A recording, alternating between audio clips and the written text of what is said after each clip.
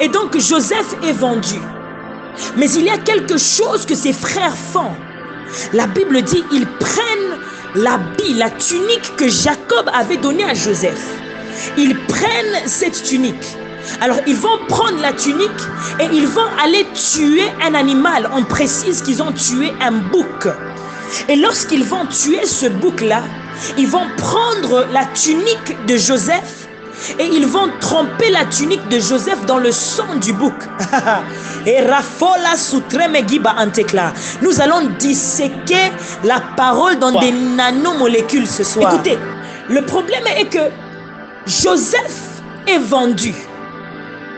Et lorsqu'il est vendu, on prend quelque chose qui est une semi-preuve de sa mort. Ils avaient la tunique, mais ils n'avaient pas le corps. Et ils viennent avec la tunique pleine de sang.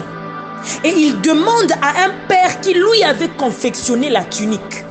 Alors le père Jacob qui a créé la tunique, c'est lui qui avait confectionné la tunique, reconnaît la tunique. Et puisqu'il reconnaît la tunique, il déclare lui-même que donc Joseph est mort. La Bible dit qu'il déchire ses vêtements et il commence un deuil de son fils qui a duré pendant longtemps. J'entre déjà dans le vif de mon introduction, les autres prédicateurs vont prêcher ça mieux que moi.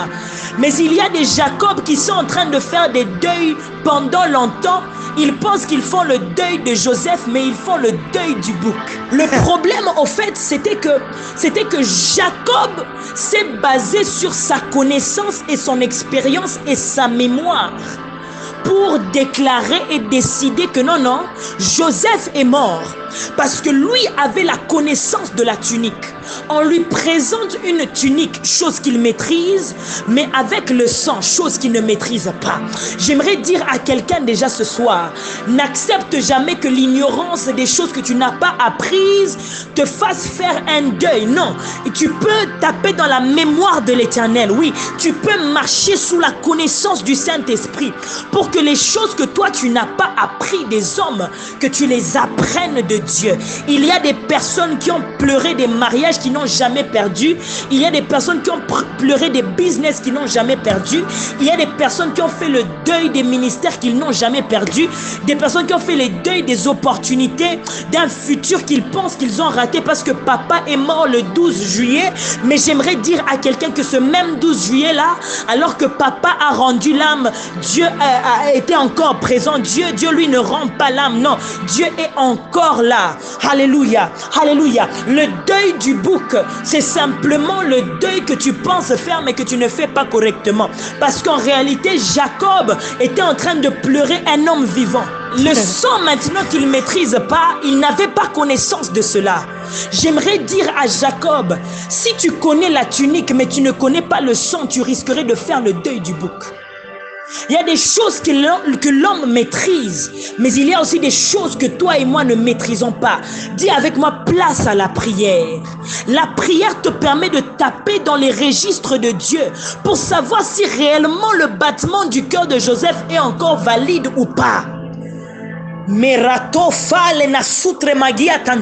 donc Jésus personne. Il faut savoir dealer bien avec celui qui connaît le sang. Parce que celui qui connaît le sang saura te dire que oui, Jacob, c'est la tunique de Joseph, mais c'est le sang du bouc.